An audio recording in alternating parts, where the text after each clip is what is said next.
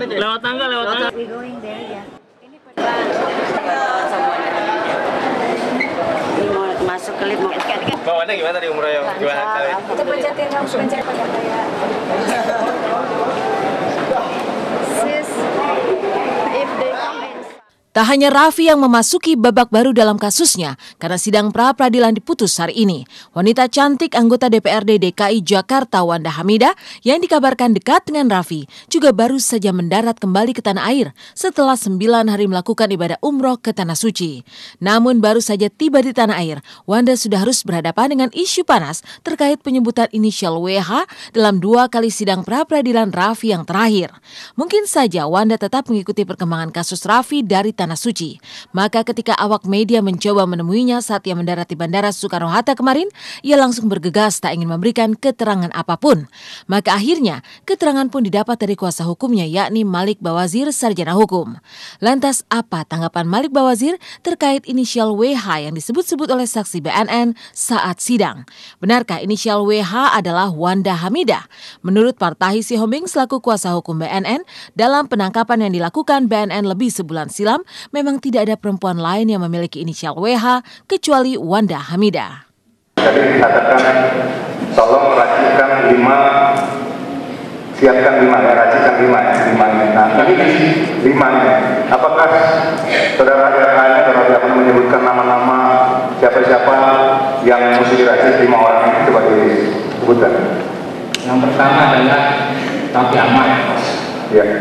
Kemudian yang kedua mungkin inisial aja, WH, apa lagi WH ya. Kemudian WH, kemudian W ya Wahyu, kemudian SD.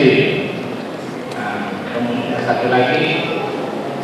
Ya kalau WH emang ada berapa orang perempuan pada waktu itu? Kalian kan tahu 18 orang itu ada siapa sih wanita di situ? Ada 3. Ada 3 ya. Nah yang lain itu ada hanya belakangnya nggak? Nggak ada. Kalau nggak ya udahlah biarlah kalau mau Malik mau marahlah Malik kan gitu ya. Menanggapi hal tersebut ya, menurut pendapat saya itu hanya sekedar asumsi. Ya, kalau toh itu didasarkan pada satu pengakuan. Ya. Pengakuan itu wajib diingat bahwa sifatnya berdiri sendiri dan pengakuan bukan merupakan alat bukti. Kita wajib berbicara dan berpegang kepada fakta hukum. Apa fakta hukum tersebut? Fakta hukumnya Wanda sudah clean and clear. Dinyatakan oleh pihak BNN tidak terlibat dalam dugaan kasus Raffi. Kemudian fakta hukum yang kedua, dari seluruh hasil rangkaian tes yang dijalani oleh Wanda, seluruh hasil tes tersebut negatif. Fakta hukum yang ketiga, BNN sudah duduk bersama-sama dengan saya dan Wanda sudah secara tegas, secara jelas dalam proses pemulangan Wanda pada saat itu dinyatakan bahwa Wanda clean and clear. Jadi saya pikir itulah fakta hukumnya. Dan nyatanya inisial WH tidak hanya disebut-sebut saat saksi dari BNN membongkar isi ponsel yang diduga milik Raffi yang menyebutkan soal pemesanan racikan MDMA. Saat sidang sebelumnya hari Kamis minggu lalu, juga saksi dari BNN yang lain sempat menyebutkan bahwa Raffi tengah berpelukan dengan seorang wanita saat digerebek BNN. Lantas benarkah wanita yang sedang berpelukan dengan Raffi ini adalah juga inisial WH? Sebelumnya menemui ada seseorang yang duduk di luar. Dia datang ke rumah ini, kami bertanya sedang apa di dalam. Karena dia di luar, kami minta yang menghadap. Jadi kami mau masuk ke rumah saudara Raffi. Apakah rumah saudara Raffi dikunci? Dia bilang tidak. Saudara Raffi tersebut tidak. Akhirnya kami bersama-sama ketua RT tersebut masuk ke rumah Raffi. Ada saudara Raffi dan bersama rekan-rekannya yang lain. Dan terus kami menunjukkan surat perintah tugas kami.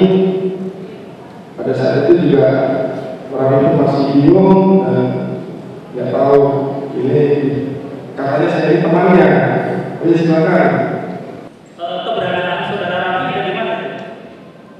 di sofa. Di sofa. Ya, sedang duduk.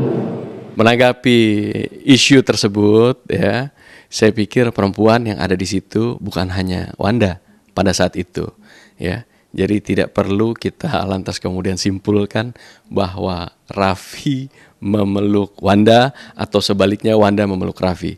Pada saat itu ada perempuan lain di situ.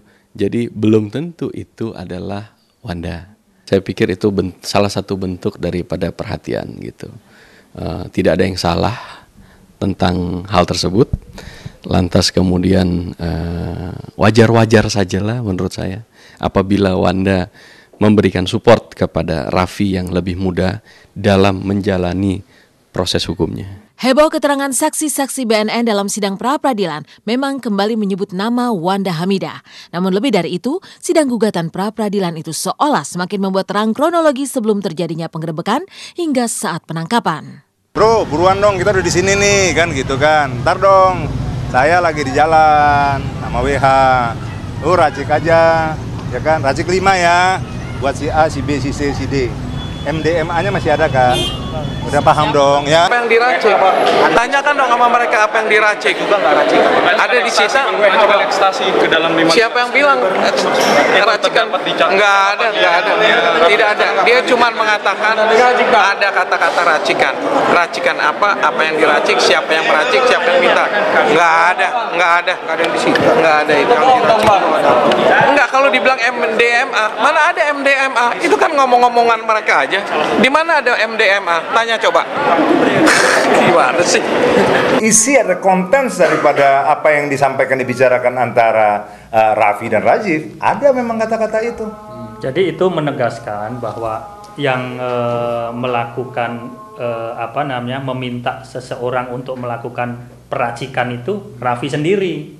Nah, kemudian hasil racikannya itu apakah itu sudah ada? Sudah ada. Artinya pada saat datang itu racikannya sudah ada. Racikannya apa? Yaitu tadi kapsul metilon yang sudah dimasukkan ke dalam gelas-gelas yang berisi Sprite. Itu ada 5 gelas gitu. Ada beberapa yang sudah diminum. Kemudian dipertanyakan juga dalam saya lihat di media bahwa mana MDMA-nya gitu kan.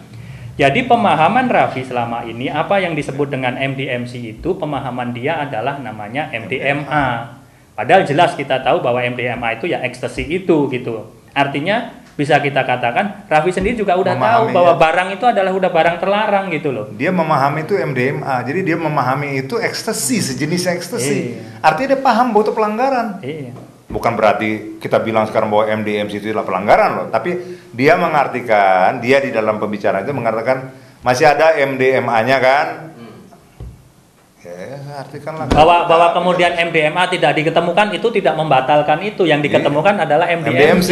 Karena dia memahaminya barang itu adalah MDMA. MDMA kan bukan MDMA kan metilon apa sih katanya kan emang belum ada di undang-undang. Ya sudahlah kalau belum ada di undang-undang jangan menahan anak saya, itu aja kan nggak ada di undang-undangnya. Memang terasa ironis ketika baru pulang dari beribadah umroh, Wanda Hamidah sudah langsung berhadapan dengan isu panas terkait munculnya inisial WH di sidang pra-peradilan Raffi. Tapi benarkah kepergiannya ke Tanah Suci sesungguhnya karena ingin mengadukan problematika hidupnya? Itukah yang membuat Wanda menangis sepanjang berumroh? Lantas seperti apa perjuangannya dalam mencari ketenangan hati selama di Tanah Suci? Masuk ke lift mau Mbak Wanda gimana tadi umrohnya? Gimana kali? Itu pencetin kayak sis. Halo, saya Fitri Karlina. Pemirsa Intens, dukung Intens di Panasonic Gobel Award. Caranya ketik PGA spasi 3B kirim ke 6288. Kepergian Wanda Hamidah ke Tanah Suci memang menarik perhatian publik karena dilakukan setelah ia menghadapi badai terkait penangkapannya bersama Raffi Ahmad akhir Januari silam. Tapi benarkah ia menjalankan ibadah umroh untuk mengadukan berbagai masalah dalam hidupnya? Lantas itukah yang membuatnya menangis selama berada di Mekah? Seperti apa pula perjuangan Wanda untuk mencari ketenangan hati selama berada di Tanah Suci?